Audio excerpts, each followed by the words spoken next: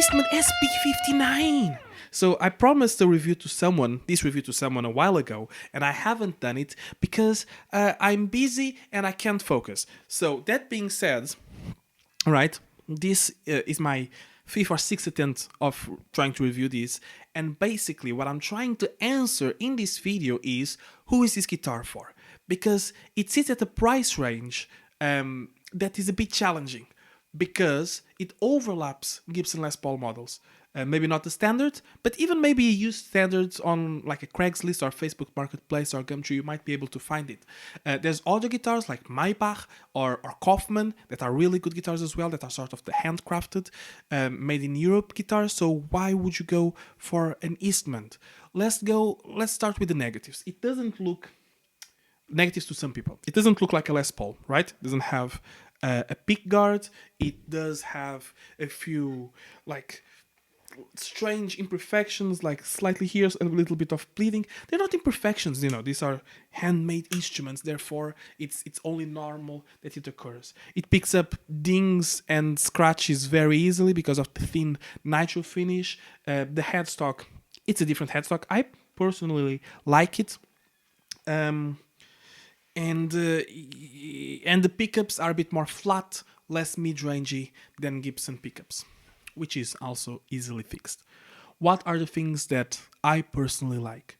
I like the finish, not only visually, but in terms of feeling it, it's very nice.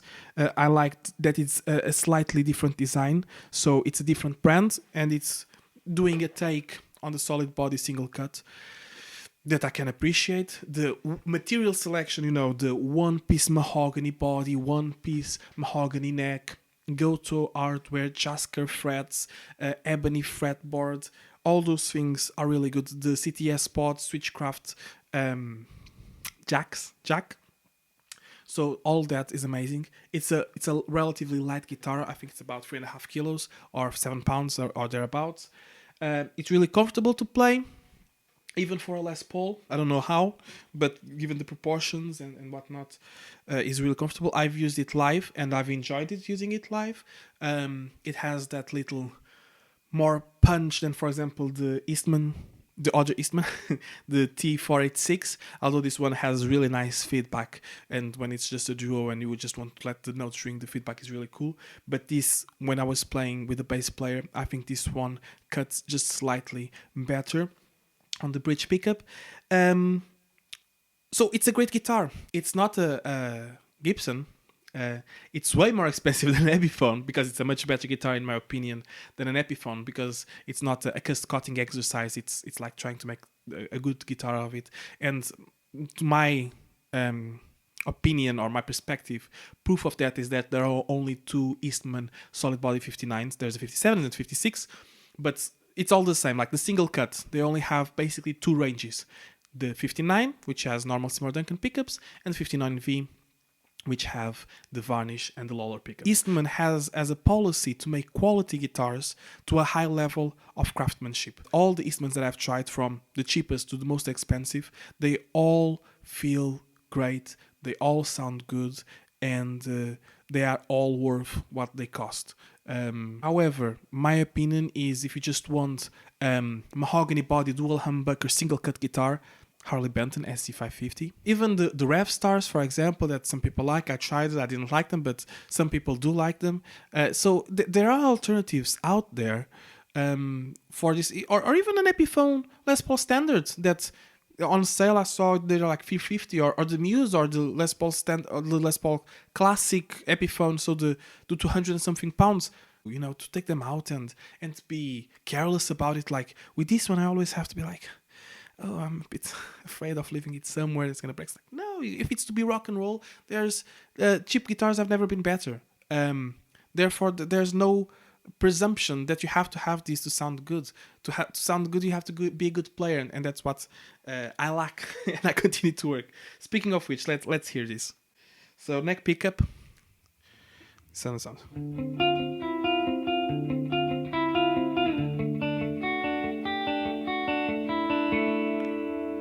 Middle, neck and middle, all on, because I'm not going to be fuffing about with the top knobs.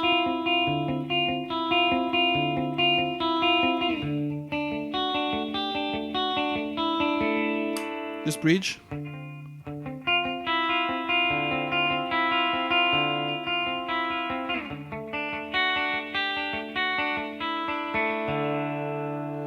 But it doesn't sound very Les Paul-y, so I like to put the Minotaur. I'm on the Helix.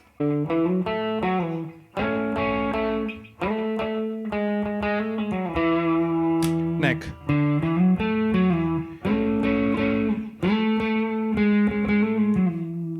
Middle.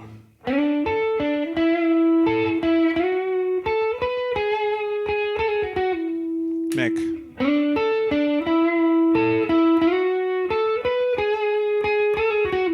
Bridge.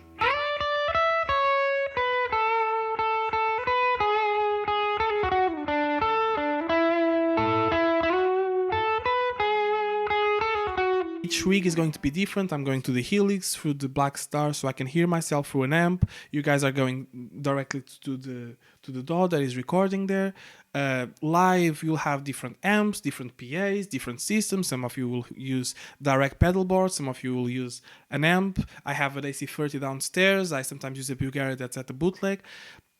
So what is the guitar exactly? Is it for the sound?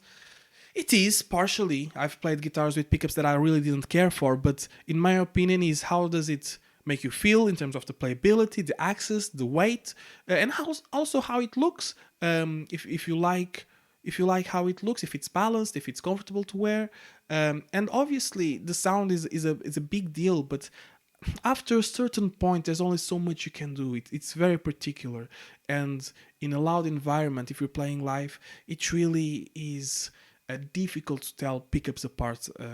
I was reading, I think it's the guy from Axis RS or something like that, that was going like, pickups and materials are important, but at the end of the day, a guitar is always going to sound like a guitar.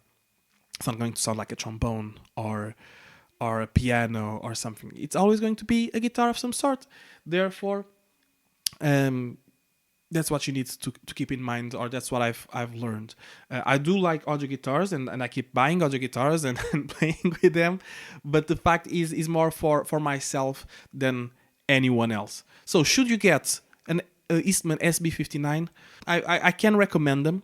Obviously, you can get one used in good condition for a good price, even better. A good deal is always appreciated. They don't devalue too much. They sell about 80-70% of what they sell new. The increase of the value new has been a bit upsetting, but it is what it is. Everything has increased.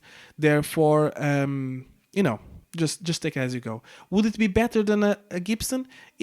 It's different, I tried the Gibson Classic. It was heavier, it felt rougher, the fretwork wasn't as good, the finish felt a bit harsh and unfinished, really.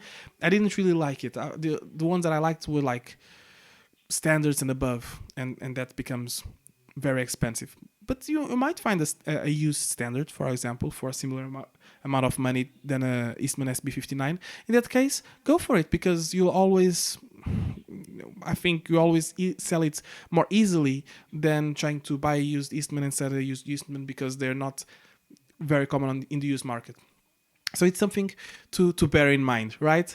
So that was all that I wanted to do. I'll just play out a little bit with a bit of more humph, and thank you very much for watching. That's been me, and I'll see you next time. Bye bye.